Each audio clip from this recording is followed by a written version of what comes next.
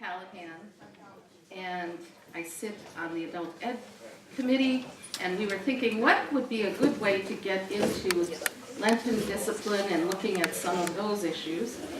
And so we came up with the idea of a three-part presentation. I will be giving the first one on Saint Birgitta of Sweden, and it's really on the women mystics. Now we're going to see if I remember. Yes. Women mystics of the Middle Ages were an important part of the Catholic Church. We're traveling back in time now. As you can see from those dates, this is all pre-Reformation. And Hildegard of Bingen, one of the most famous ones, comes first in the group, and we are going to have, in 2 weeks, you'll be hearing about Clare of Assisi, who was associated with Francis of Assisi, from Sister Ingrid Peterson, who's written more than one book about Clare, or chapters, and so on. Today we're looking at Sister Birgitta, and you see when she lived.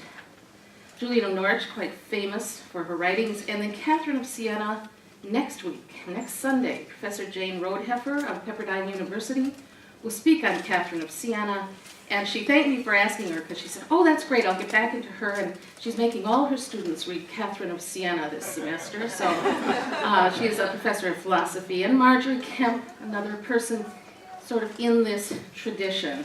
And generally speaking, that word mystic suggests that these people all felt that they were receiving messages directly from God, or an angel who was speaking for God, and most of them were sainted.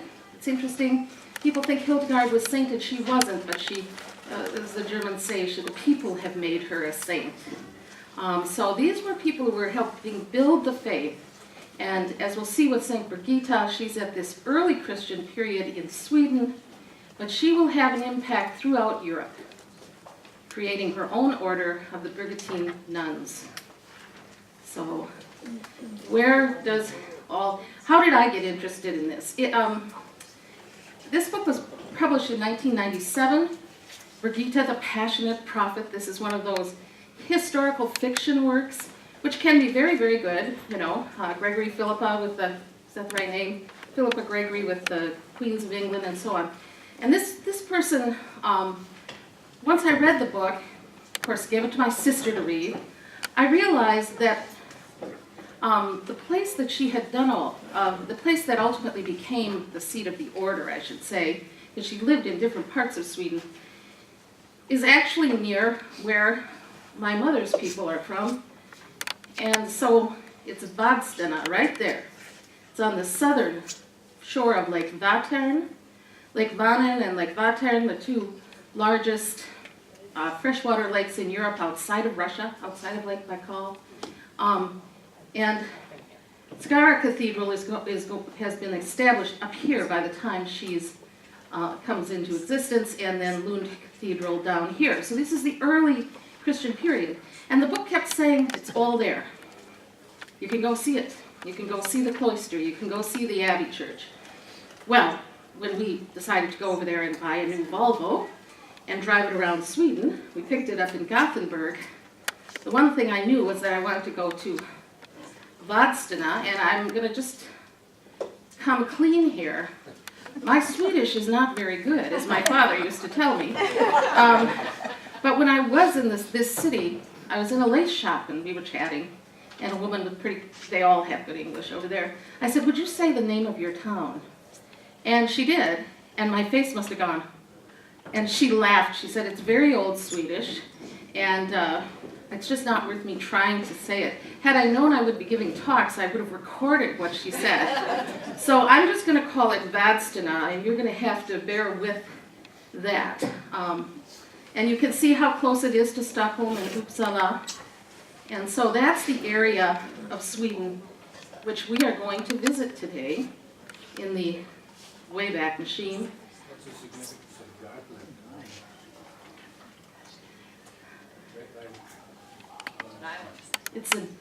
Gotland is an island. Visby is one of the most preserved medieval towns. Vadstena is incredibly preserved. Visby is as well. And it was a little bit off of the mainland. Gotland has come into the news because of the Kensington runestone. because remember they discredited it based on the use of an E or something like that. Some of you are reading about this. And what they discovered was that was used in medieval Swedish on the island of Gotland. And so they're now reconsidering the Kensington runestone, but that's a whole other story, and I'm not an expert on it. So, but yeah, Gotland is, and Västergötland and Östergötland, we translate that as Gothland, and that's the provinces in here. Here you have Gothenburg.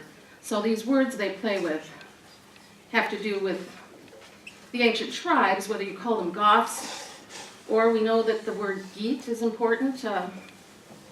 Beowulf was a Geat. Of course, he was a king on the shore, but those words are used here, and I'm not an expert on that either, the ethnic backgrounds of these Germanic peoples, basically. Well, let's talk about and the tombs of Birgitta. When she died in Rome. I'm getting a little bit ahead of the story. I should have put this slide later. She came in this rough, they've preserved it, wooden box, basically, her remains. They had stayed in Italy for a certain amount of time. And like any saints, you're going to get into some of this ancient way of thinking of things. She was a healer, and her bones could heal, and people visited. And for a long time, it was in the cloister house, so you probably had to be pretty good to the nuns to get to see it, right? And get the healing powers. Today, it's like this, and it's in the Abbey Church, and anyone can see the tomb of Saint Birgitta. And so important is she to Vadstena that this is, what do they call that? It's in the street. Manhole cover? A manhole cover. So I'm walking along, and I'm like, wow, there she is. And, you feel like you shouldn't walk over her, sort of like, you should go around. But anyways, it's important, this image, now, we have likenesses of her, but I know right away this is Saint Birgitta. Why do I know that? Because of this iconography. She's holding a quill and a book. She was very well educated. She created a lot of writings, not that they aren't controversial today to the modern ear, but that is how she is depicted in all of the paintings or other images created of her. And here is what we're looking at. And at this time in Sweden, Sweden was a land of boats, not of roads, and they make a point of that. So really, the placing of Vadstena on the lake, oh, that should be Lake Vadstena. Sorry, I get them mixed up. My people are from Lake Vadstena. But they could get around with boats, and they could get around the outside of southern Sweden. And in fact, Vadstena is at first a royal palace. And it really gets, then she wants it for the cloister when it is no longer being used because of the rise of Stockholm. And really, it sort of gets off the beaten track. And that's one reason everything is preserved, is because, people aren't traveling by boat as much anymore, and there are roads, and everything is happening somewhere else. And Vadstena, to our benefit, is not rebuilt since Gustav Vasa. And we'll see why he gets involved in Vadstena. Christianization of Sweden, just to get a feel here. First archdiocese, they got the cathedrals built. Well, the Lund Cathedral, at the time it was built, it was really part of Denmark. The King of Denmark will build it. Skara built right thereafter, which is between the two lakes, closer to Lake Vänern and the northern lake. And then Sigtuna was moved to Uppsala. And this was done a little bit by design. Lund was picked because, the Danish king picked it. Skara Cathedral is near an old crossroads where people got together for trading and everything else, and a lot of paganism was going on there, so they built it there. And Uppsala, of course, was where they had the Alting, and they had every 4 years they would meet, and it's famous for, human sacrifice and all those things, very pagan. So they were trying to put their cathedrals where they could teach the people what Christianity really means. And so Birger Jarl built a palace in Vadstena. And I got excited about him when I was doing this. I thought people would ask me questions. He is an advisor to the king, but his son will become king. He is a really important name in this early time. You can see the things he did, probably founded Stockholm. This is an early period. Lost to Alexander Nevsky, so, you know, famous, when you lose, they never forget it, like the Olympics, right? And he is buried in Varnheim's Abbey, and since I had images of him, I threw it in there. This is Birger Jarl's face. Look at that stern. And that's his tomb. And he will build the royal palace, which Birgitta will then think of using for her order. So early life of Birgitta. She's born in Uppland. The family name is Finstad. She's born on the Finstad estate. Because remember, the names at this period aren't like our names. She was known as Birgitta Birgersdatter because her father was Birger Persson. She was named for Saint Birgitta of Ireland. And that's another reason I say Saint Birgitta. If you want to use the English, you say Bridget of Sweden, so that we can distinguish them. Bridget of Ireland, of course, in the 400s and 500s, important early saint there. Birger Persson was quite a fellow. He had extensive land holdings, he was on the King's Council, and he was a high court judge. And we're going to learn, she is raised really in this tradition of legalizing things. He was one of the chief persons who codified the law of Uppland, as they called it then. So they're starting to really develop this nation out of individual areas into a country of its own. And I said he had several major manors and tenant farmers, the way aristocrats worked at that time.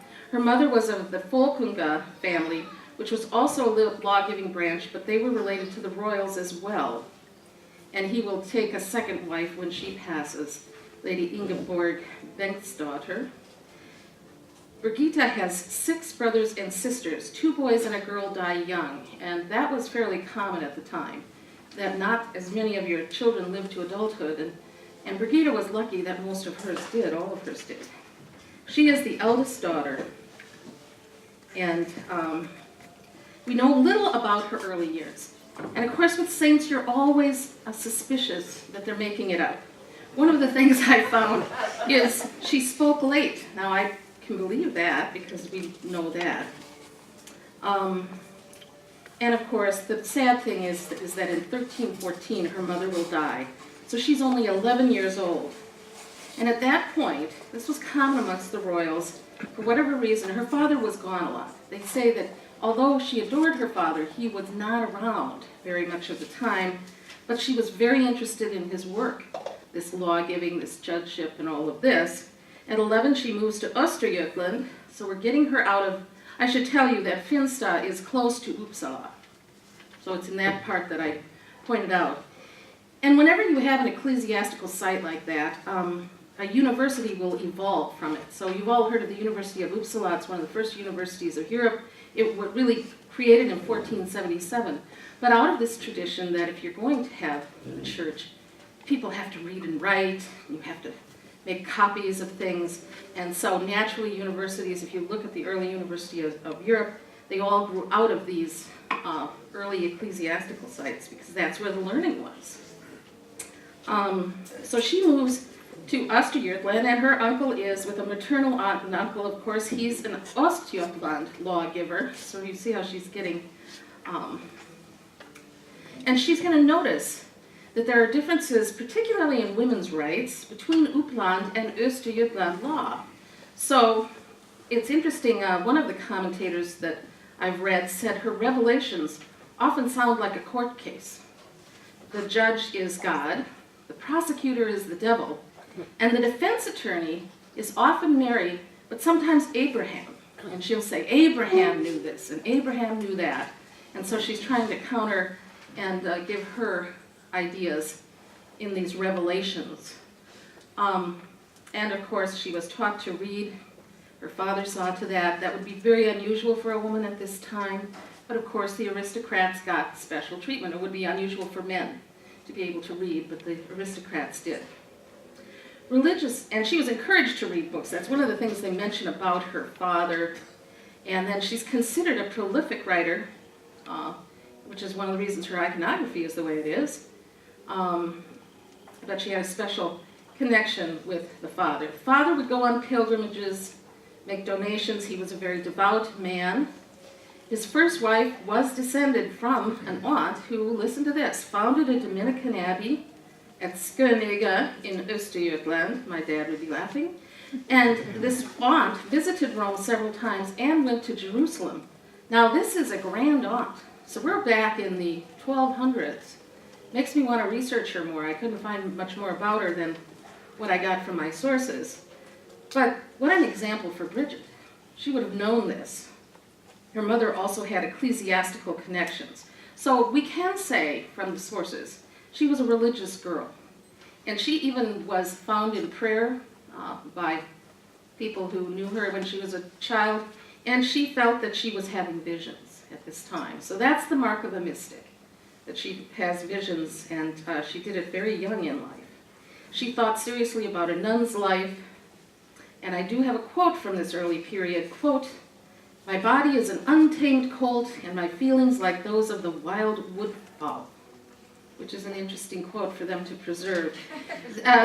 They say she was strong-willed, and I think we can see it from that quote, and that will become very, very true of her later, as she becomes, one of the things about the mystics is since they feel that their validation is from on high, they have no trouble telling popes and bishops and kings what they're doing wrong. And this doesn't make them as popular as they might otherwise be. Let's see, what did I put up next? Oh, well, getting a little ahead. I wanted to do images and then talking when I gave this before. This is the cloister house, which was the royal palace in Vadstena. Now, by the time, the reason Birgitta will ask for it is she's been a lady in waiting to the queen, and they've visited here. There's a big dining hall in there, and then lots of little rooms where the knights and the aristocrats who came with the king's retinue, would be housed there. And it had fallen out of disrepair and was, not being used. But she saw the value there. And they'll tell you when you go on tour that the walls were 8 feet higher when it was a palace. So it's a huge place. But Birgitta liked that. She wanted everything very plain in her order, and she said that the palace was humbled to become a cloister, which is a beautiful term. But you see a few of the flourishes remain, the crown above the door, showing that this was at one time a royal residence. Here's a stained glass window image of Birgitta, which is in the Abbey Church in Vadstena, and you see she's holding a book. The crossbar sort of obscures our quill, but that is the image, and we know it's her. Okay, so she thought about becoming a nun, but her father was going to have a few thoughts about that. She is actually, eventually becomes the richest woman in Sweden. So, she has resources. And the father wants her to marry. Now, if you do the math, born in 1303, 1316, she's 13 years old when she gets married. And she comments on this from time to time, that she was way too young. And one of the reasons I think she came up with the idea that she should found an order is she wanted to change some things. And one of the things she did when she founded the Birgittine order is she insisted that the women who went into it had to be 18 years old. And I think it comes from the fact that she was married so young. And she knew that that was too young to ask anyone to make a lifetime's decision. And so it's reflected in the rules of her order. Now, marriages were used to form alliances, to gain power and land. And she will marry Ulf Gudmarsson, who is only 5 years older than she is.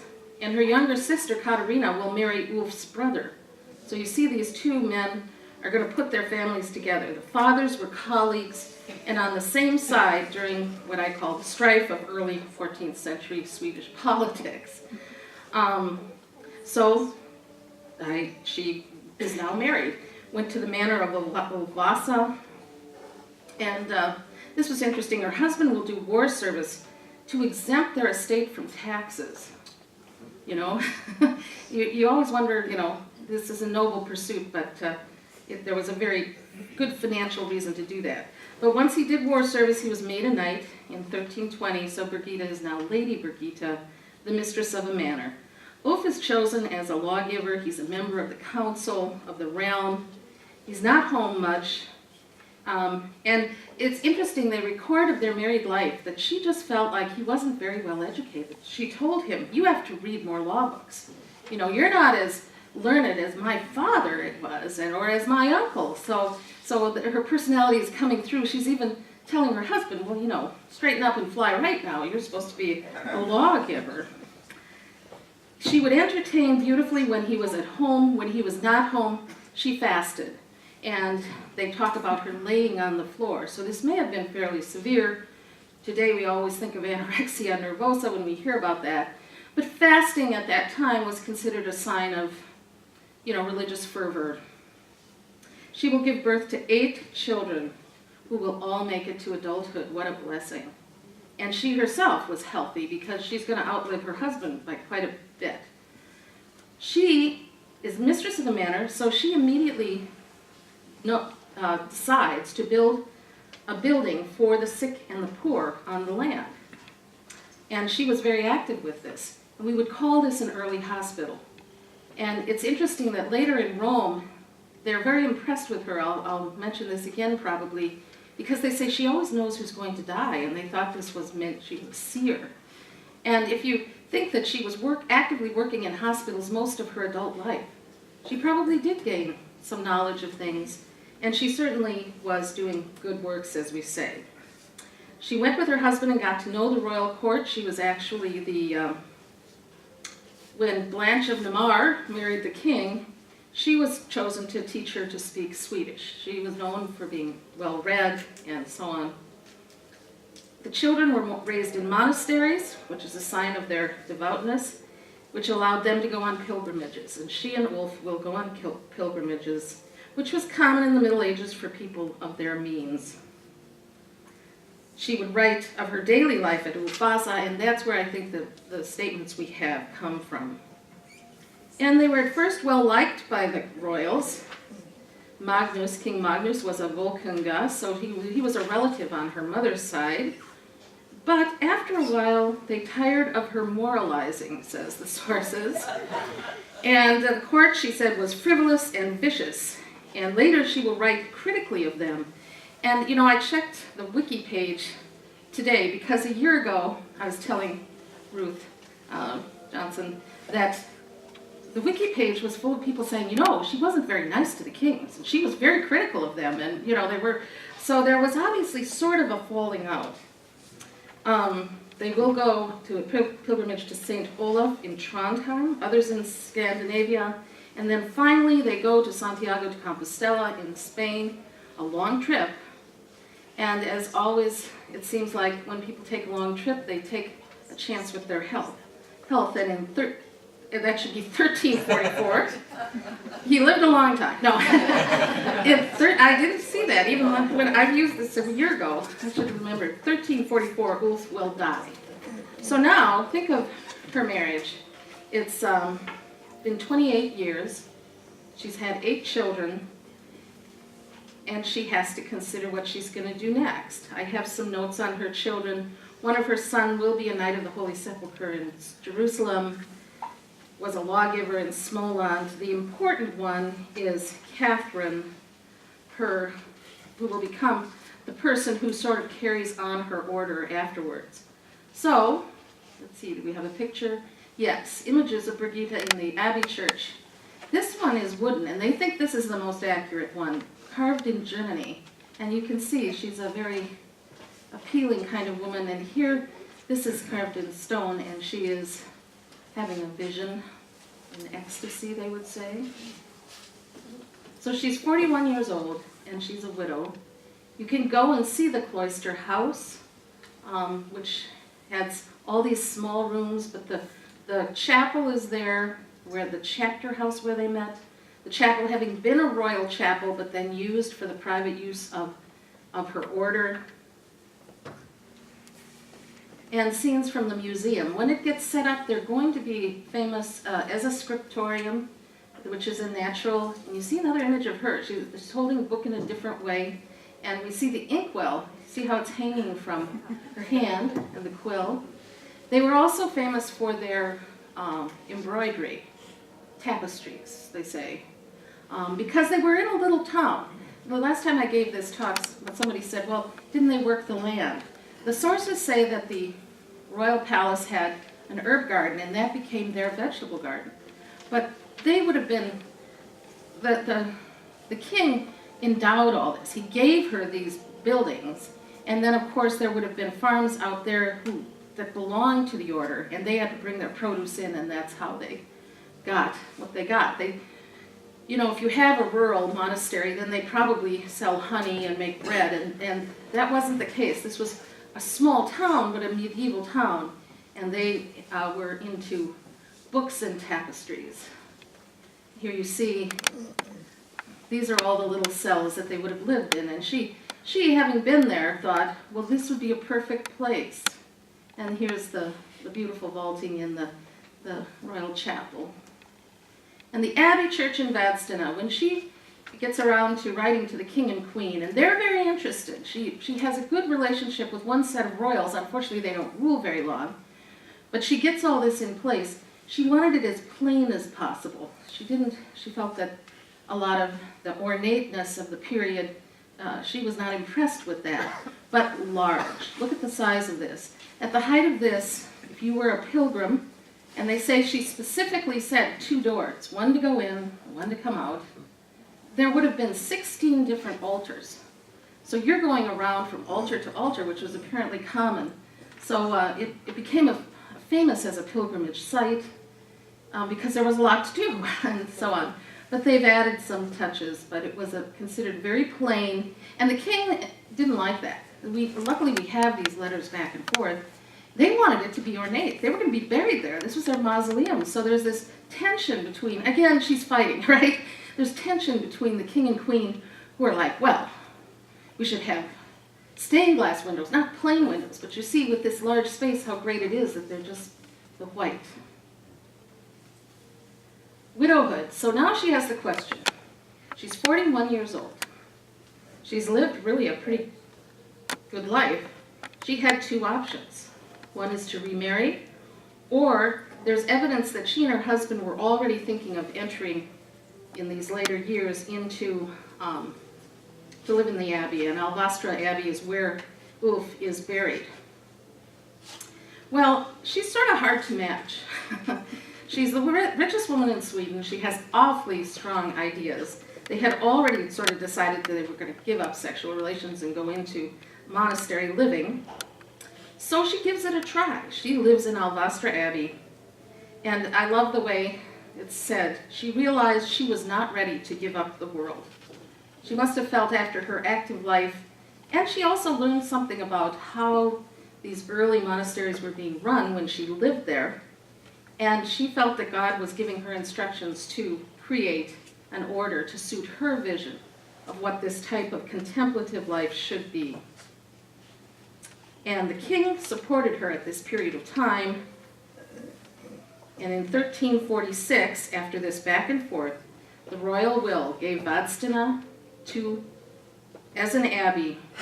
The royal palace in Vadstena was given to be the abbey house, and so on. In 1349, she will go to Rome to push for her new order, and she really will never return. In 1350 to 1351, she loses faith in King Magnus. She has an unsuccessful campaign with Denmark. She gets involved in royal politics, and this is where she gets a little controversial. But she used to refer to King Magnus as the caresser, the fondler, so apparently he was having too good a time being king. And now you might think that that's why he was excommunicated, right? The king? Absolutely not. He was excommunicated because he had unpaid debts to the royal papal treasury. So follow the money. Okay, so I have a lot in here about her political stuff, but I don't think that's so interesting here. In Rome, she will devote herself to writing, and Catherine will live with her daughter Catherine, who becomes an important player in this story. two of her sons go along, and they go back and forth. So even though she doesn't go back to Sweden, she has a lot of communication with her children. This is the time of the Avignon papacy. So she spends her time telling the Pope, you should come back to Rome. See how popular she can make herself? Rome was very run down. The churches were old. It needed real infrastructure work, we would say. And she becomes very beloved there because she will do what? She goes into the hospitals. She has enough money to start to rebuild hospitals. She rebuilt churches. She becomes very famous there by all of these things. She's trying to get the Pope to recognize her new order. She will live in Naples for 2 years, befriend Queen Johanna. 4 different popes will be in office while she is in Rome. Only one returned to Rome at that time, Urban V, and he is listening to her at least enough to give her the preliminary okay in 1370, there it is, of her order, which she's been working so hard on. But he returns to Avignon, so she's like, oh, you're not doing this right. But once she gets this sort of stamp of approval, she feels free to go to the Holy Land, which had been a goal of hers. And in 1371, she will visit the Holy Land, fulfilling what I think was a lifelong wish. The sad thing is her son will die at a fairly young age, again, right after these pilgrimages. Catherine was very popular. I think they looked so different from the Italians. They were tall, they were blonde. She's even known for having influenced the painting of the Nativity, mostly because in her image of the Nativity, she has Joseph and Mary kneeling at the manger. And prior to that, in Western art, the Virgin Mary was reclining as you would, tired after giving birth, but she changed the image. But she also made her blonde. And they picked up on that, and Catherine was tall and blonde and popular. So 20 years abroad, never got back to Sweden.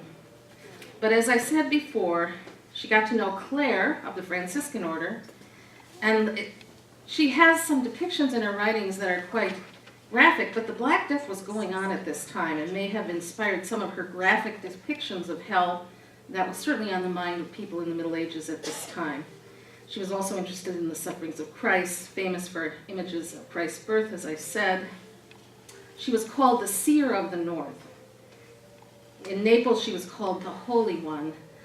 They felt she had prophetic ability because she knew who would die first after all those years working in hospitals.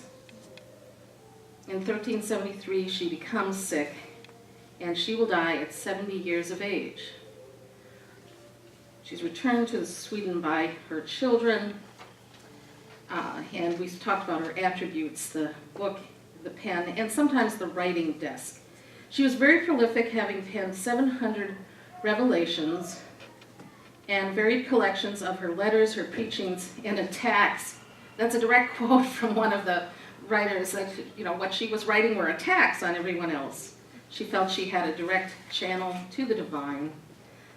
She meditated intensively on the Bible. Although she could speak and write Latin, she wrote in Swedish, and then it was translated into Latin. She wrote the Angel's Song of Praise, later used by her order. And she would use images and similes from everyday life.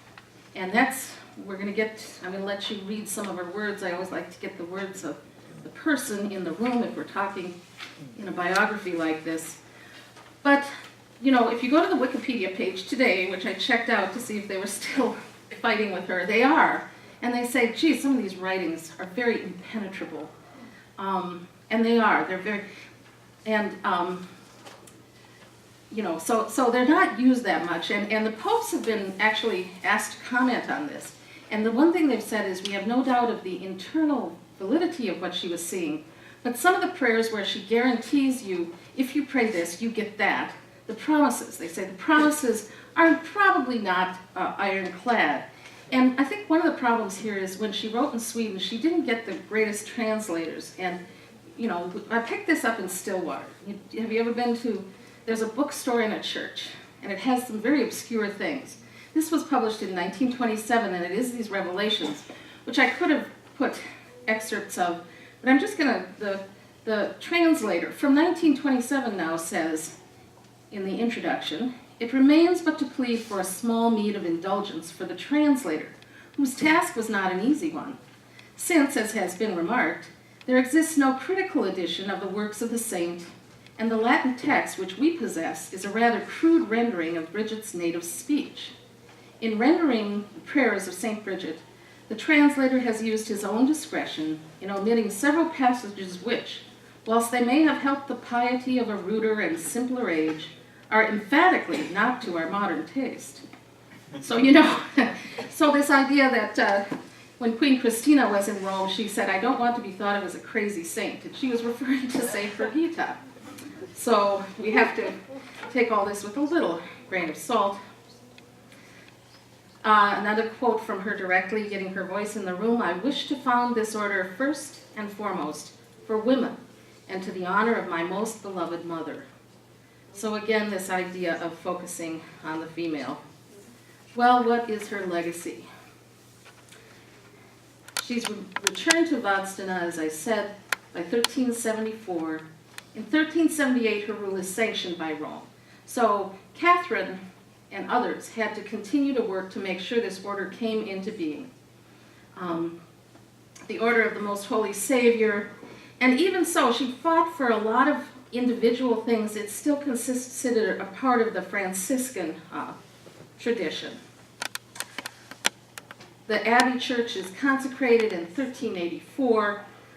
Before that, of course, the sisters come. There are going to be 60 sisters in that building I showed you, run by an abbess, but as is so common for this period, there will also be brothers. They need them to provide, both the communion and absolution and things like that. 25 will be there and serve as their general confessors.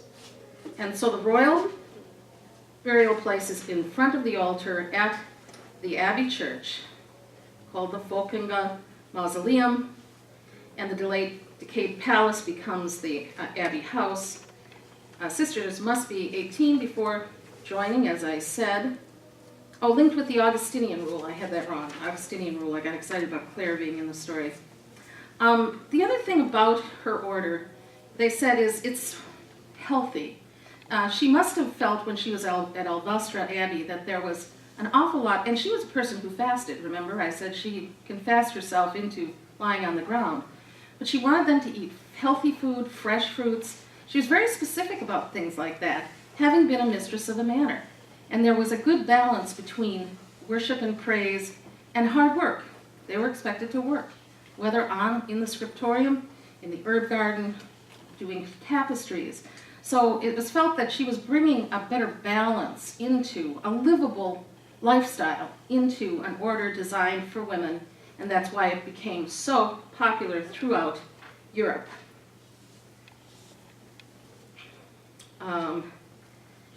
Speech house, what do I have here? Here is an image of Birgitta on the left. Again, that's a statue.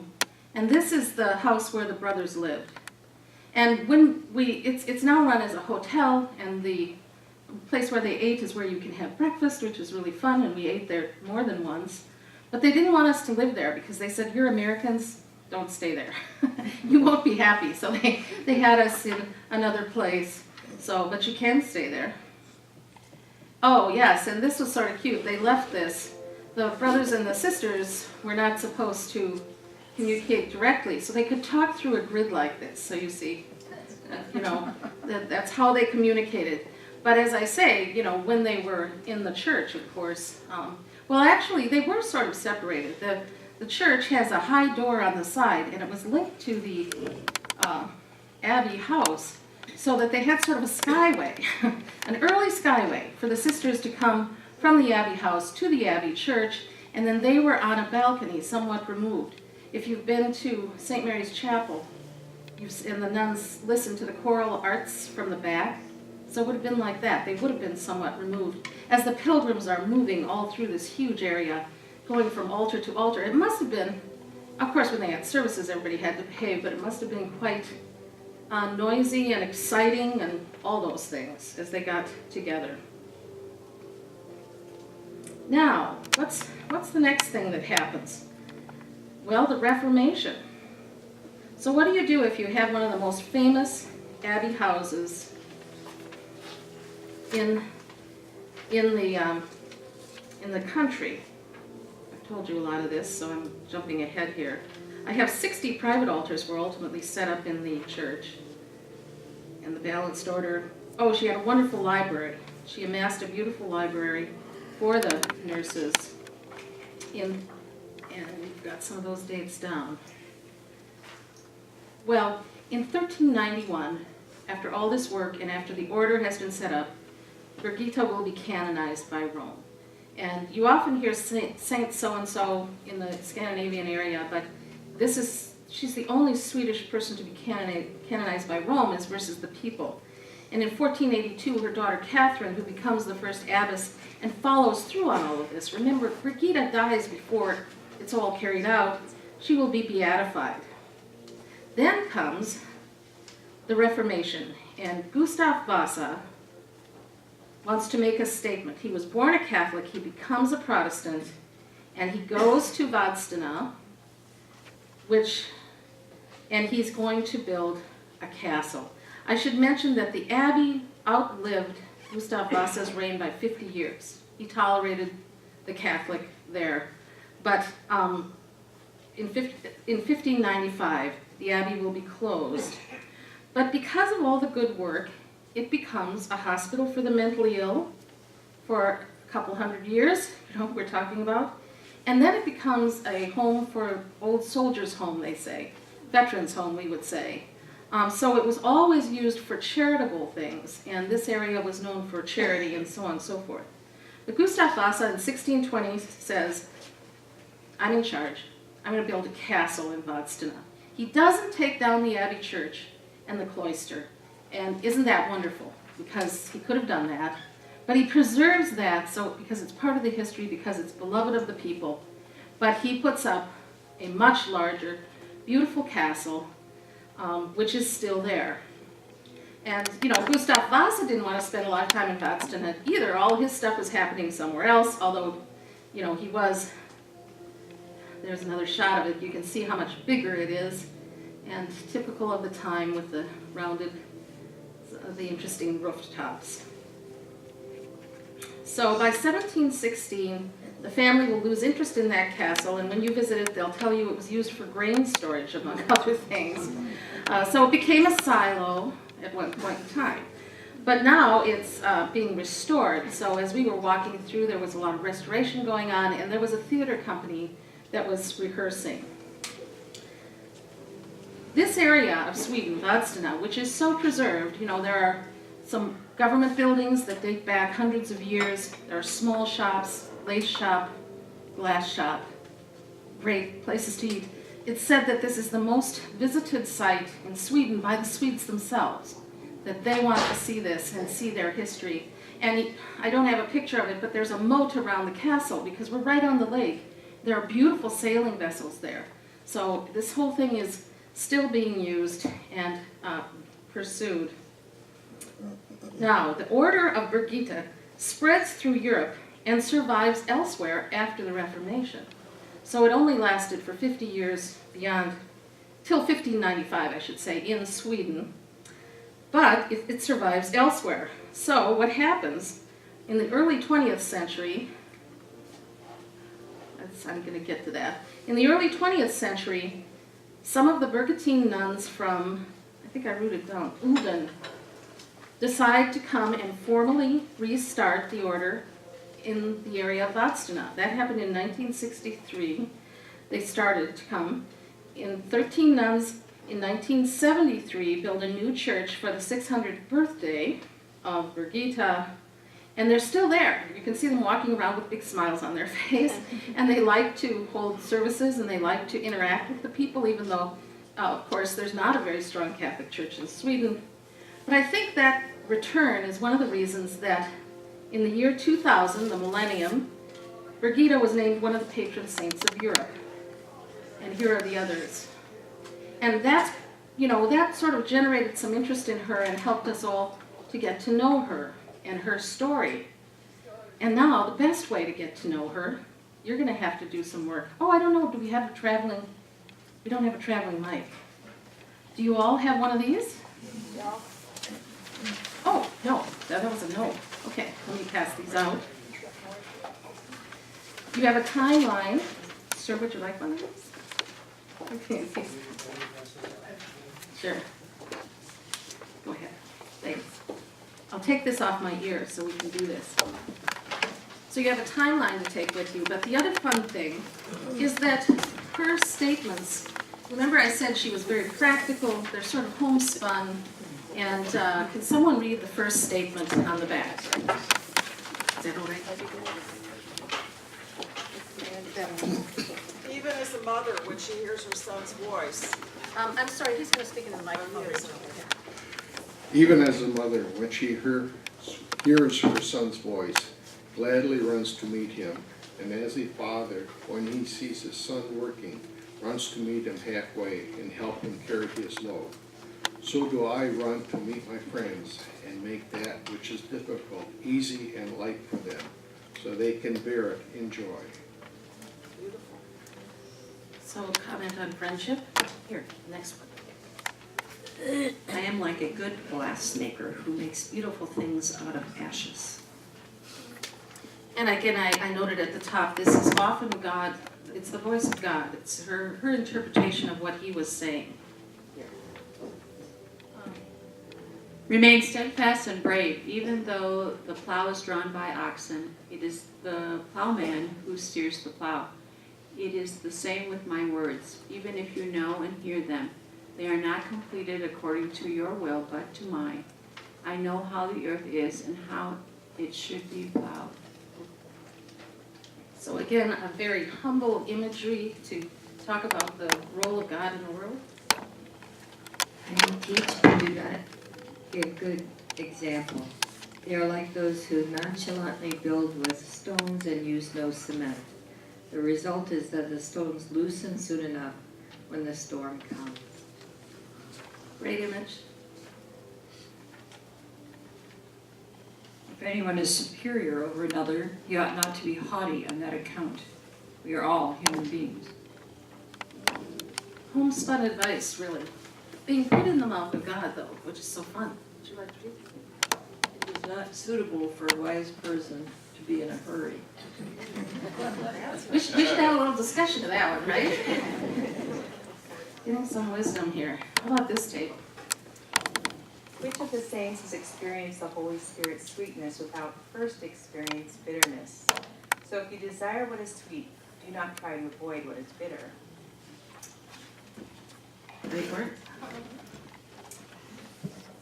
What is more dreadful than a soul which is in its thoughts considers itself better than others and will not take correction or teaching from others? Well, there's something a little ironic about that, because remember, she was telling everybody else what they should be thinking, but she had the assurance of absolute communication. So, Anyone who plans or begins a new way ought to be the first to use it. yeah, now, you can think of a few groups we'd like to put that up on the wall in the Congress and other places, so I think there's a lot of wisdom there. As purity is the most valuable aspect of a precious stone in a ring, so it is with every spiritual deed. Always analogies, metaphors of everyday life. So think of a gemstone. How are we like a gemstone? Who's feeling slighted? Can I go all the way back here? Okay, you guys are just trying to hide back here. So, Just as every tree bears fruit in accordance with the construction of its roots and trunk, so shall every individual be judged according to his intentions. okay. So you can't hide behind good deeds. Your intentions count. Addie, would you like to read? In all honesty, I will tell you that my humility is like a good mantle, which will keep you warm if you wear it, not only in your thoughts, but also in your deeds. An ordinary mantle will warm you only if you have it on, and my humility will not warm you unless you wear it, not simply think about it. And only those who do this will benefit from it. That is from the 1300s. No, I shouldn't just pick on women. We'll let Anne read. There's only one left. There's only one left. Oh, let's see that fighting. Go ahead. The will is the means whereby divine charity is led into the soul. Just as a miller who wants to split millstones looks first for cracks where he inserts the finer tools, and then the larger ones until the stone is split. So I seek your goodwill, which I fill with my grace. When your deeds are better, your will progress. Your will progresses. Grace also increases until the heart of stone becomes a heart of flesh, and the heart of flesh becomes a spiritual heart. Lovely. So, yes, Anne. Now I'm ready for questions. Thank you. I just want to make a couple comments and ask you to remark on them. First of all, I think it's amazing we have these words of hers because this is ahead of the printing machine. Is that right? We're in the 1300s. Right. And that wasn't, yeah. So this is really remarkable that they preserved it.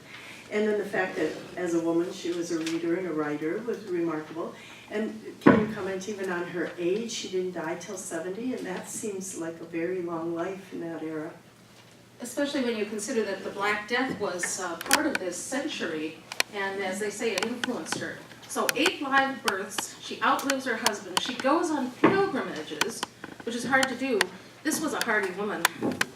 And I think that that was one of the things. Think of being born into your country, you're at the top of the social ladder, you have money, you have education. She's a rare person.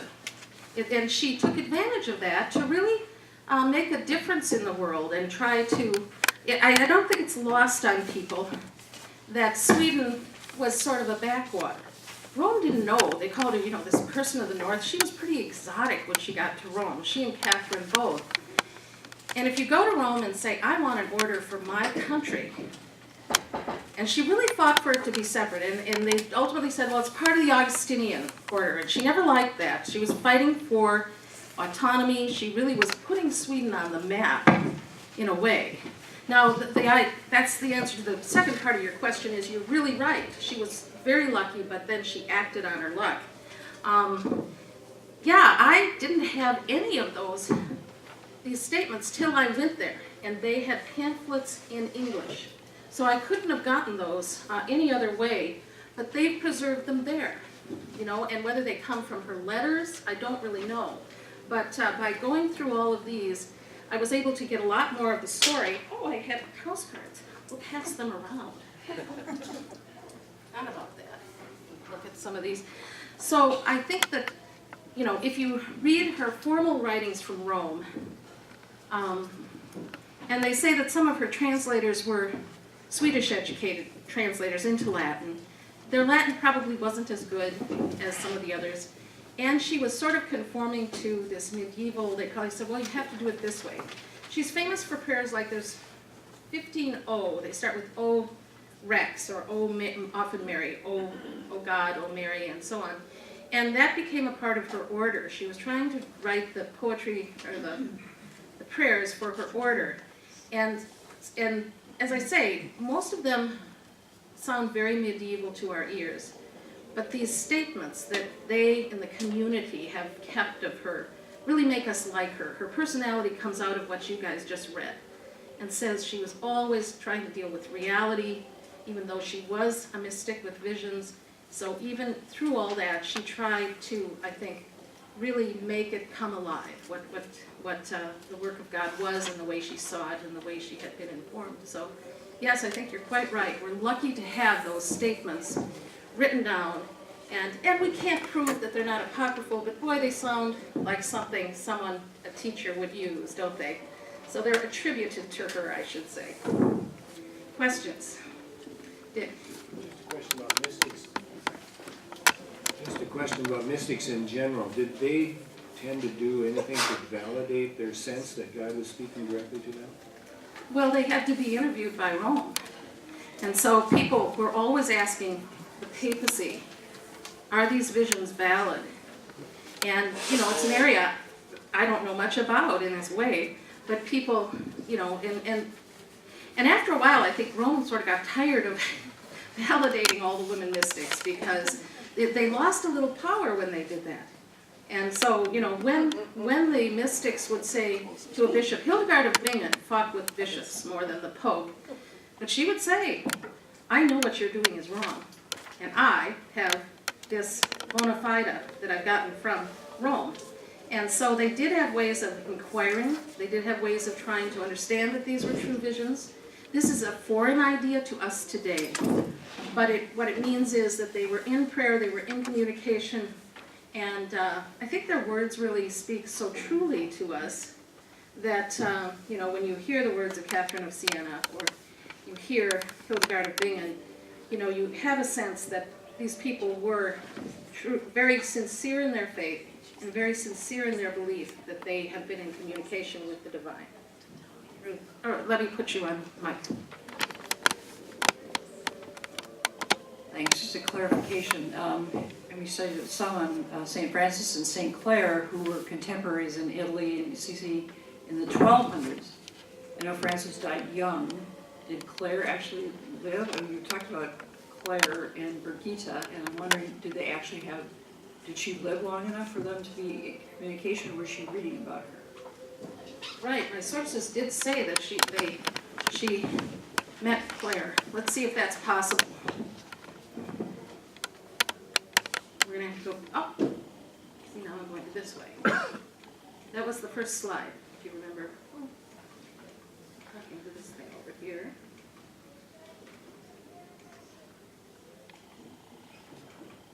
Yeah, she may have gone over to the Abbey of Clare. See, this is review for the test. 1253, no, they couldn't have met personally. So 57 years of age. So I think she was visiting I know she visited a lot of the abbeys in Italy because she was interested in what their orders were doing and so on, and as she was refining and working on her own. So I maybe misspoke. She went and visited there.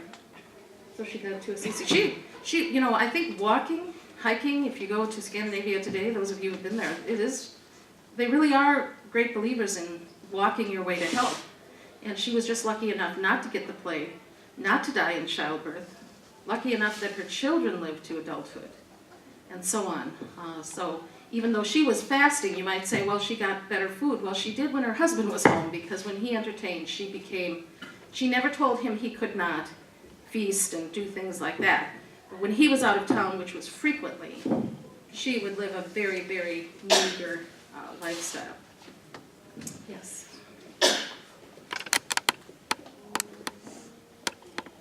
When you mentioned that, it's hard for us to understand how these nuns would fight against this system. I think we actually still do this today. I mean, if you look at these people that were so upset with the NSA that they went out of our system. I mean, these are people who are potentially abusing their powers. It's hard to believe, I know, but and finding a way to fight that system a little bit through the system.